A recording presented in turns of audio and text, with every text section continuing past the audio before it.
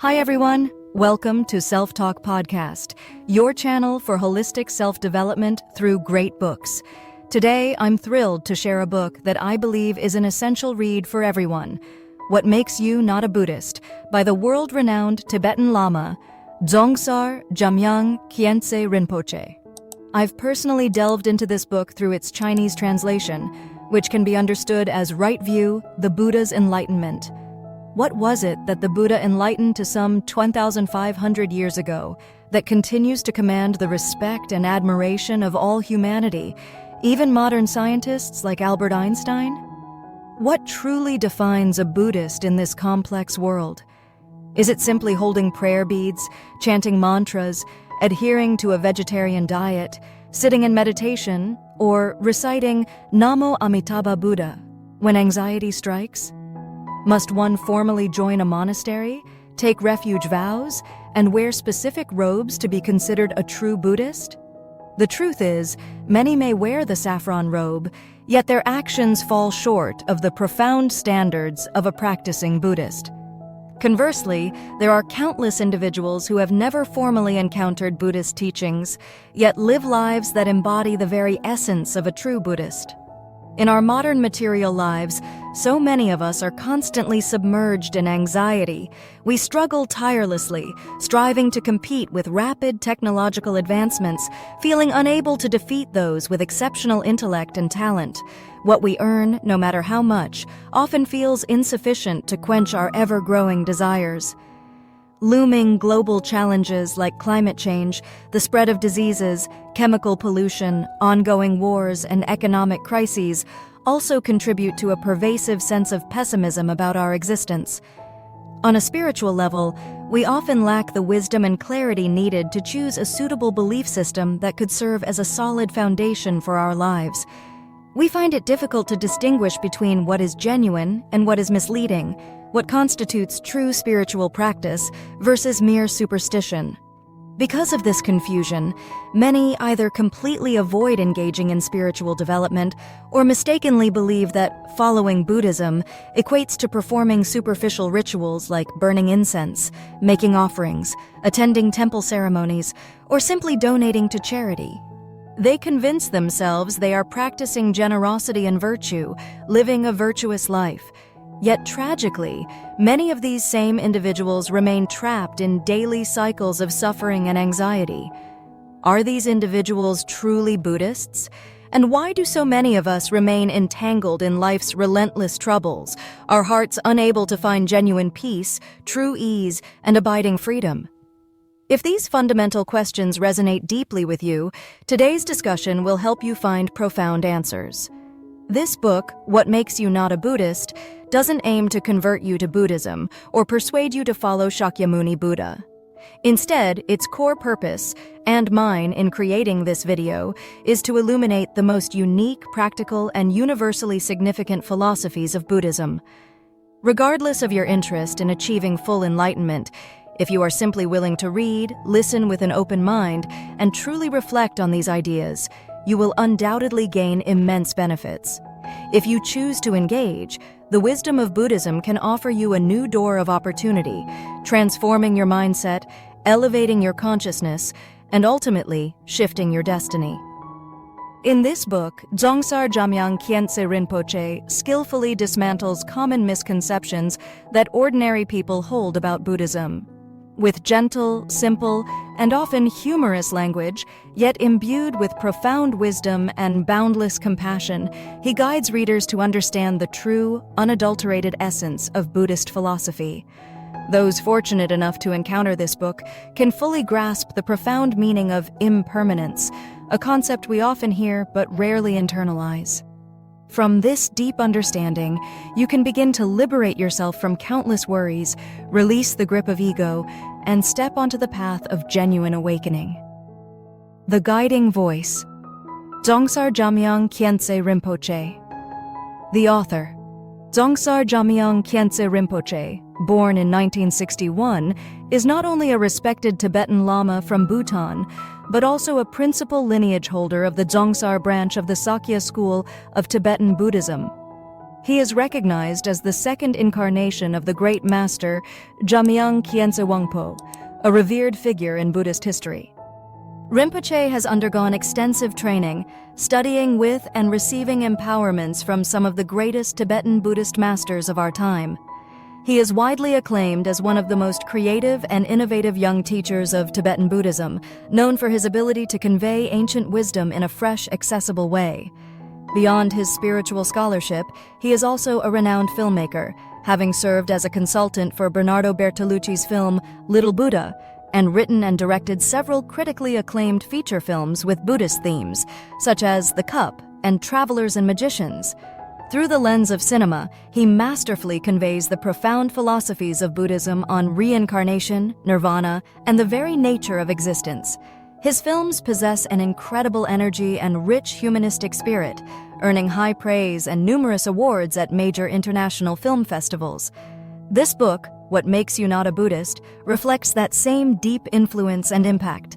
It has profoundly affected tens of millions of spiritual seekers and Buddhists across the globe and comes highly recommended by international celebrities like Jet Li and Chen Kun, whose personal endorsements led me to discover this treasure.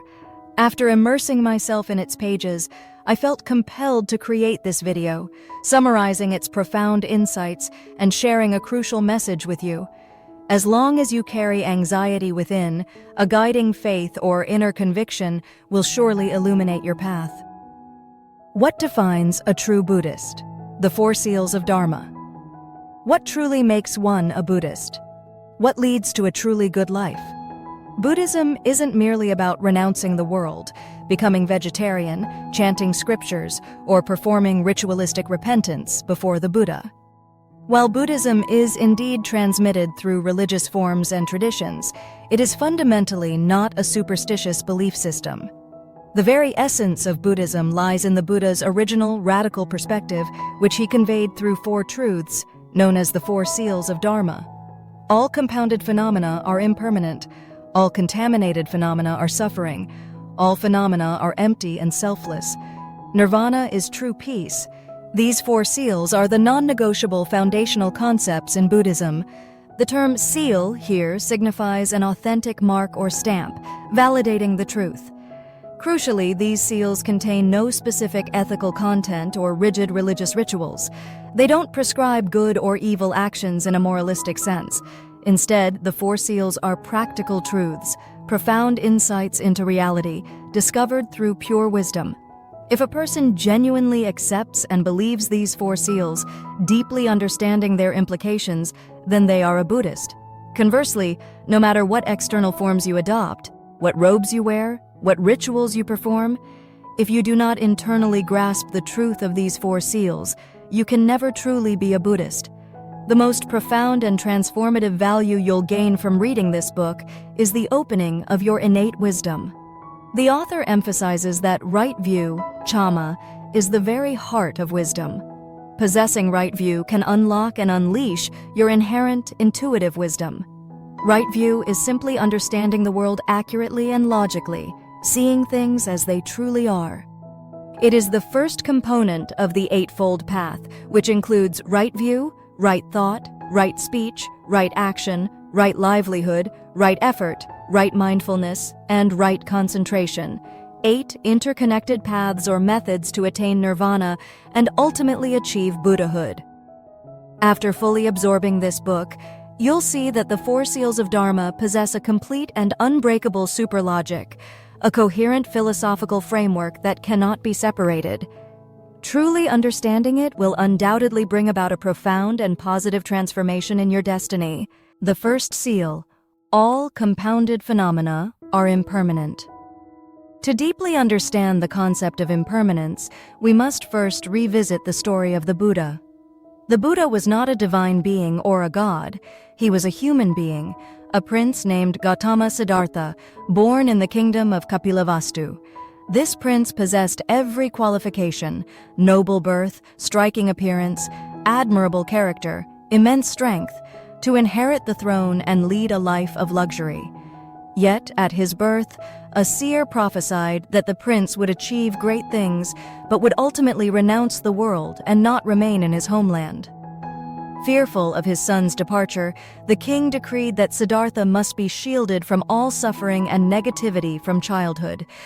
The prince was to see only beauty and joy, ensuring he perceived life as an endless paradise.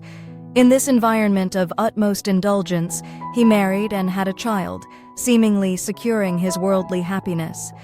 One might assume a person's heart would soften and become tied to worldly comforts with a warm family. But one day, restless within the palace walls, the prince ventured out. He first encountered an old beggar, hunched over and trembling. The prince, never having seen such a sight, asked his attendants, "Who is this person, and why is he like this?" The attendant replied, "He is an old man." The prince questioned, "How can an old man be so pitiable, so ugly, so pained?" He then asked, "Will I grow old in the future?" The attendant answered, "Yes, Your Highness, you too will grow old." "And my father? My son?" "They too will grow old." Siddhartha, deeply disturbed, returned to the palace. The very next day, the prince ventured out again, this time in a different direction. He encountered a sick person lying there, groaning and vomiting. Having never witnessed such suffering, he asked, "What's wrong with this person? He's not old, but what afflicts him?" The attendant replied, "This person is ill." "What does illness mean? Does it mean his body is afflicted?" "Yes, Your Highness. You too will fall ill." Upon hearing this, the prince's heart felt utterly shattered. He returned home and did not leave for 2 full days, wrestling with this new understanding. On his third outing, he saw people mourning as a dead body was carried away. The prince asked, "Why isn't that person moving? And why does their face look so terrifying? Who is this person?" The attendant replied, "That is a dead person." This vision filled the prince with profound dread. He asked, "Will I die someday?" "Yes, Your Highness, you will die. Everyone will die." "My child too?" "Yes, Your Highness, your child too will die." The prince fell into deep, agonizing contemplation. After returning to the palace, he pondered these issues daily, asking himself, "How can I prevent my loved ones from dying? How can I escape the suffering of birth, old age, sickness, and death?" In the eyes of many modern people, such fundamental questions might seem naive or even comically simple. But let's reflect. What are our daily concerns? Will I get promoted this time? Can I make a huge profit from this transaction? Where will my grave be after I die, and will I win the lottery? In reality, the questions we fret about daily are far more naive than those of the prince. Conversely, the existential problems the prince raised, the universal conditions of life, are what we should truly and continuously contemplate. Yet, how do people in modern society cope with the inevitable pressures of birth, old age, sickness, and death? Our method is no different from using a rattle to distract a crying child. We shake the rattle to grab the child's attention, making them ignore what they truly need to focus on. We are no different from children being deceived by rattles, always avoiding the fundamental issues. We never seriously think about birth, old age, sickness, and death, imagining death is far off, so we relentlessly chase money, wealth, and power, hoping that such material pursuits will allow us to escape the suffering they bring. However, ironically, we end up living in even greater suffering and delusion. Prince Siddhartha did not do that. After returning to the palace, he pondered these issues every day and asked himself, how can these be resolved? And so, the prince made a radical decision to renounce the world. One night, while everyone in the palace slept soundly, perhaps after a celebratory feast, he quietly left, abandoning his life of immense luxury and privilege to seek enlightenment. He found a quiet place, spread kusa grass as a simple straw mat, and sat there, determined, without seeking any external aid, hoping to achieve awakening and liberation from the cycle of birth and death. This is the essence of the Buddha's renunciation story. Many of us may have heard this story multiple times, but the crucial point we must grasp is that the Buddha's profound motivation for renunciation was to discover how to help humanity liberate itself from the oppressive pressures of birth, old age, sickness, and death. During his spiritual journey, the Buddha employed various methods. Initially, his extreme ascetic practices did not lead him to enlightenment. Then he shifted his approach, began accepting alms, drinking goat's milk, bathing, and primarily focusing on deep meditation under the Bodhi tree. It was there, in that moment of profound insight, that he finally achieved awakening.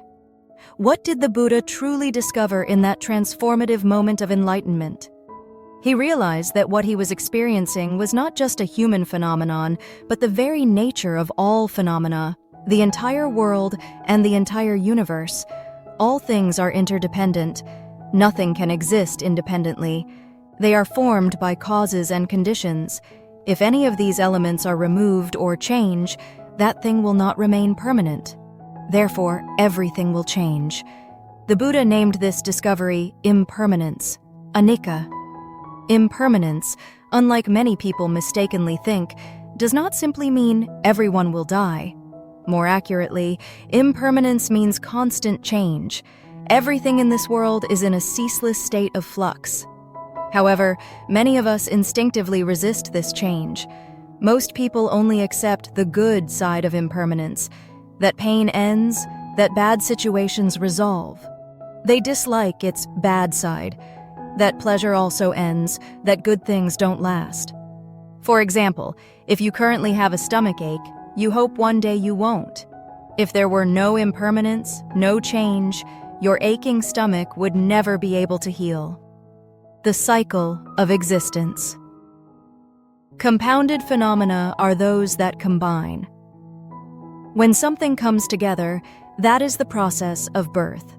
When these things dissipate, that is the process of dissolution. As a philosopher contemporary with the Buddha also said, birth, then death, death, then birth.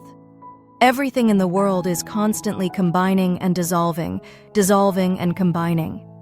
However, in human life, because our lifespan can be longer than other creatures, a person's life can last for decades, we feel that life must always be maintained in a state of longevity, health, and well-being.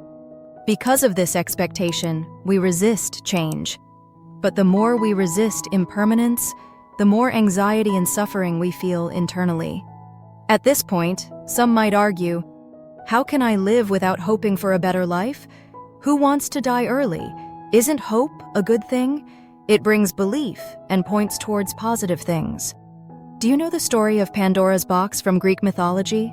When Pandora opened the magical box, all kinds of monsters and diseases escaped. After everything had fled, she slammed the box shut. So, what remained in the box? People say what remained was hope. The common understanding used to be that despite the horrors escaping, humanity needed hope to face life's calamities. However, if we think about this through the lens of impermanence, this box was actually full of things that could harm humans. Thus, the last thing that could remain in this box must be the greatest thing that can cause harm to humans, and that is hope. As long as hope remains in our hearts, as long as there is a longing behind expectation, there will always be an underlying fear.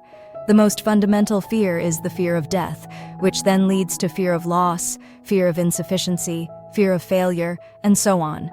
But Buddhism doesn't tell you to stop trying. It encourages you to diligently do what's within your reach, to pursue what you love out of true affection, and from that, bring value. The important thing is that in this process, you accept impermanence, that everything will change, that impermanence brings instability to this world and even to your own life. Only then can you live peacefully and at ease. Here, the author says that impermanence is good news. We can embrace impermanence because only through impermanence can change happen, and suffering can gradually be transformed. When you realize that you don't need excessive expectations, you can live in harmony with every moment. This must be combined with the concept of mindfulness, which we've discussed in many previous videos, focusing on every present moment so you are not obsessed with controlling your future and past. This concludes the first truth of the Four Seals. All compounded phenomena are impermanent. The second seal. All contaminated phenomena are suffering. The second truth of the Four Seals addresses the problem of emotions and suffering.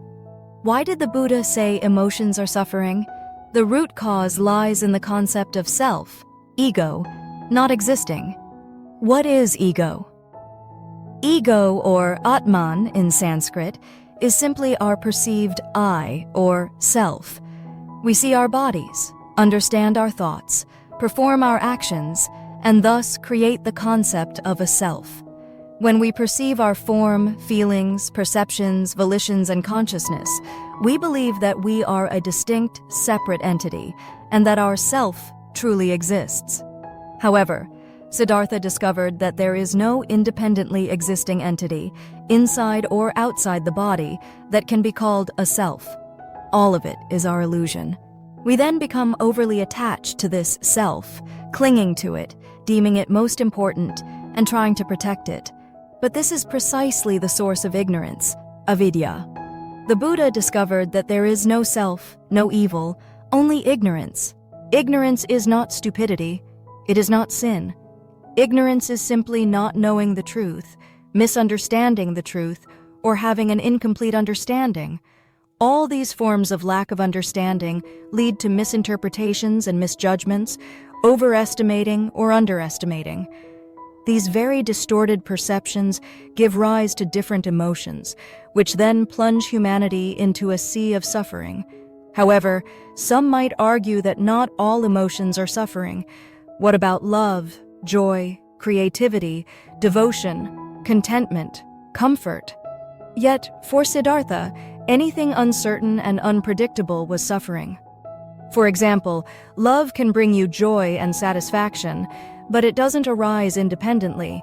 It requires at least an external object. Therefore, you cannot control it. You are always bound by it. Not being loved is pain. Seeing love depart is pain. The anxiety of losing love is also suffering. If you love someone too much, that object also has the potential to hurt you. It's important to note that the more self-aware a person is, the more they tend to exaggerate their own emotions. For example, when you see someone else heartbroken, you might feel sympathy, but it doesn't affect you deeply. But if it happens to you, it feels like an unbearable, ultimate pain. After such painful emotions, you will always ask, why did this happen to me? Why did that person betray me? Why did they leave me when I loved them so much? This is because you always consider yourself to be enormous, to be the most important. But the self does not exist. It is all your illusion. Secondly, to protect and cling to this self or ego, all human actions in life revolve around seeking emotions like pleasure. But pleasure is a relative concept and can change due to external factors. Each of us has different definitions of pleasure and suffering. People try many ways to seek happiness and resolve suffering, but each pursuit also brings corresponding suffering. All our behaviors to seek pleasure inherently carry suffering. The more we try to fill ourselves, the less we can truly accumulate, like using a leaky basket to scoop water, only to return empty-handed. Wealth, fame, status, achievements, loved ones, even beauty and wisdom, all results of our actions, even the seemingly good ones, cannot endure because they are all temporary possessions. This very impermanence is suffering. That is why the Buddha said the source of suffering is emotions. In other words, all emotions are suffering. So, what should we do? The Buddha pointed out the only way: awakening/mindfulness. Awaken your awareness so you can deeply understand the nature of things. When you realize that the self you cling to does not exist, your ignorance will lessen, and from that, suffering will decrease. Awaken to learn how to recognize, observe, and examine your emotions, and try to find their origins. You will see they stem from the misunderstanding of ignorance. Awaken so you do not drown in the pleasure of ignorance. What is the pleasure of ignorance? For example, some might hear these philosophies and say, "These ideas sound profound, but I don't care much. I just want to be happy. Earning a lot of money is great. Eating delicacies, wearing luxurious fashion, isn't that good?" This is the pleasure of ignorance. There's a line the author says in the book that I find profoundly true.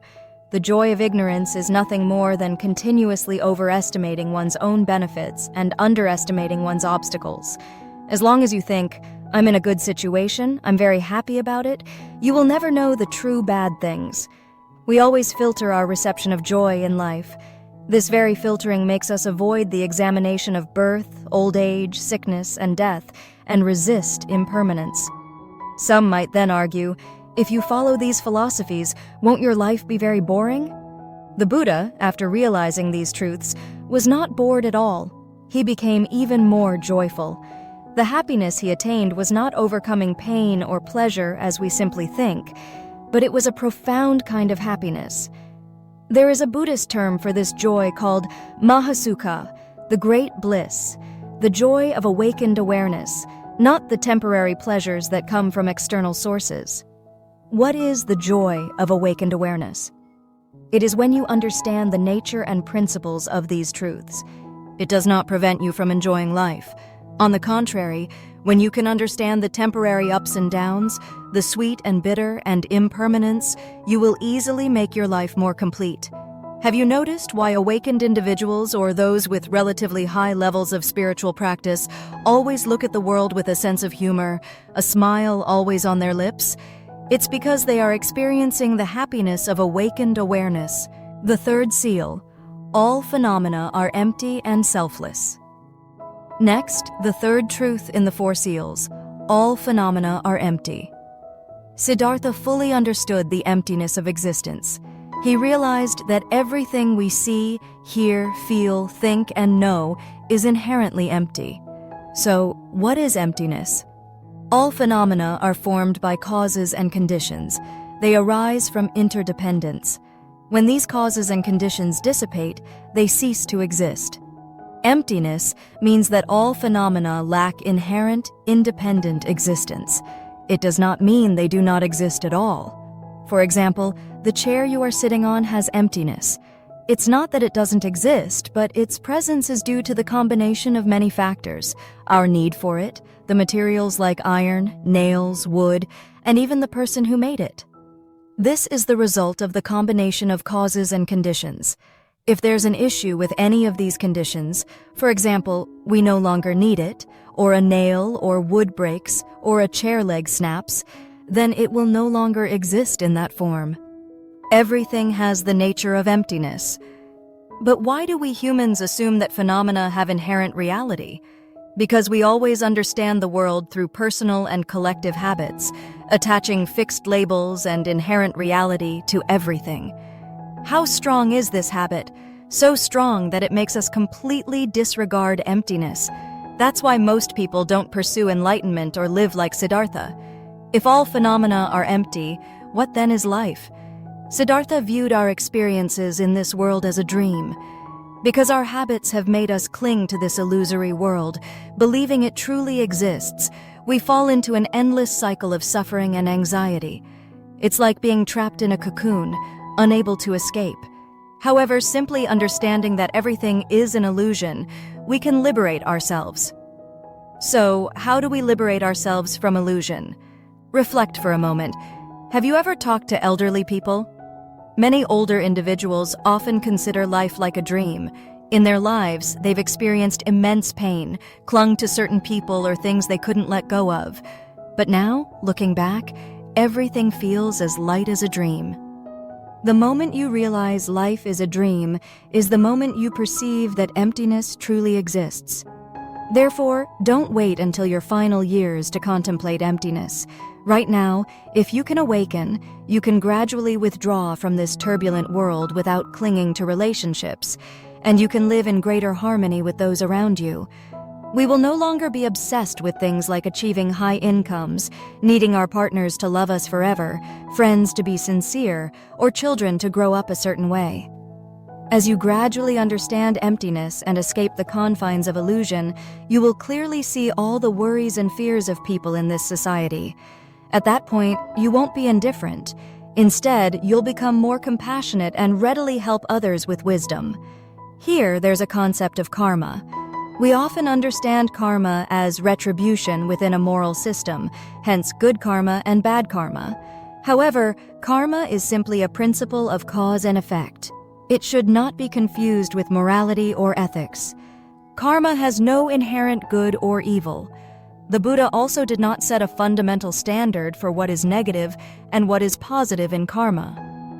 Any motive or action that leads us away from the truth that everything is impermanent, that is, resisting impermanence, can lead to negative consequences, referred to as unwholesome karma.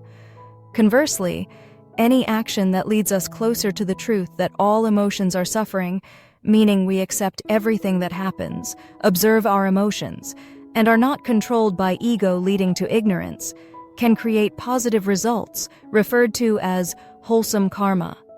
Siddhartha achieved enlightenment and emptiness without distinguishing between good, bad, evil, or wholesome in all phenomena. He didn't distinguish the value of a common grass mat under the Bodhi tree from the value of a silk bed in the palace. The value of a silk bed is created only by human greed and craving, so after understanding emptiness, it's also important that we don't allow ourselves to become dependent on things that make us comfortable or familiar. If we have the courage to rise above the mundane, not limited by habitual logic, we will understand that emptiness in life is a simple yet profoundly humorous thing. At that moment, you will truly feel lighthearted about everything in life. The fourth seal, Nirvana is peace. The final truth, and the most challenging to comprehend, is Nirvana is peace. You must awaken to the first three truths to truly grasp this one. Most people believe that the ultimate achievement of the spiritual path occurs at the end of life, that a state of complete enlightenment can only be experienced after death. Many mistakenly believe that upon death, one achieves a state called nirvana, reaching a pure land or paradise, a state of absolute happiness. But for Siddhartha, this was not the case. His goal was not happiness. His path to the ultimate end did not lead to happiness. Rather, it was a direct path to liberation from suffering, from delusions and illusions. Therefore, nirvana is neither happiness nor unhappiness. It transcends all dualistic concepts. Nirvana is peace, a state of complete serenity, complete lightness. Many Buddhists use the analogy, nirvana is the opposite of samsara. Waking up from a dream is nirvana. Remaining in the dream is still in the cycle of samsara. Siddhartha emphasized to his followers that if they truly want to escape samsara, but in this life or future lives they only seek comfort and happiness, it is utterly useless. This means he was emphasizing that one's practice should be about truly waking up from illusion. For Siddhartha, the final resting place, whether it's heaven or nirvana, is not a place to escape to, but liberation from the confusion of ignorance. If you insist on finding a physical location to achieve nirvana, it might be right where you are sitting now. For Siddhartha, that place was under the Bodhi tree in India. The freedom Siddhartha spoke of, nirvana, liberation, is a concept beyond time and space. It can be attained in this very life through one's courage, wisdom, and diligence. And no one is without this potential. It includes all sentient beings. Final reflections. These are the philosophies of the Four Seals of Dharma. We often think that the wisdom and compassion of Buddhas and Bodhisattvas are immensely profound and difficult to attain. Therefore, we try to emulate them by performing good deeds. But we often overlook what the Buddhas and Bodhisattvas truly want to teach us. Awakening. Awakening to understand the true nature of reality. You can burn countless incense sticks, offer countless flowers, light countless lamps for Buddhas and Bodhisattvas, but these acts are not equal to the practice of the Four Seals. A person who can truly awaken in their perception cannot be selfish, cannot be greedy, cannot be calculating or compare benefits. They will not be like two children fighting over a toy. They will not be like a baby distracted by a rattle. They will not be like a greedy person using a leaky bamboo basket, always hoping to scoop up a full basket of water. Instead of sinking deeper into thought patterns that lead to ignorance, greed, anger, and delusion, and consequently suffering, understand the profound insights of Buddhism and apply them to your life. One day, when you spontaneously awaken to the truths the Buddha taught, your compassion and wisdom will naturally shine forth. This book opens a door to a new world for ordinary people, guiding us to view our lives from a different angle. For those who are already studying Dharma, it serves as a measure for self-reflection, a milestone to check their practice. Of course, Self-Talk Podcast has no intention of urging anyone to join a particular religion. I merely introduce the philosophies of the Buddha to expand people's understanding. Whether to accept, believe, experience, and practice, to step onto the path of awakening is entirely up to you. Finally, I want to share one more thing with you. In life, we must face ourselves. Even if you hide deep in the mountains, even if your body is annihilated, you cannot escape facing yourself. Yet, we spend our entire lives trying to become someone else, learning to please others, but never learning to communicate with our own hearts. Only those who are truly willing to understand themselves, face themselves most honestly, and use the power of awakening to grow can find the path of spiritual growth through Buddhist insights. After all, there's a line in the book that says, "Ultimately, we must even abandon the path of enlightenment." If you still define yourself as a Buddhist, you have not yet become a Buddha. Do not cling to any external form to mask an expectation that stems from some fear within you. Begin from within, open to right view, awaken your perception, because intrinsically, we are already the Buddha from the very beginning. Thank you for listening.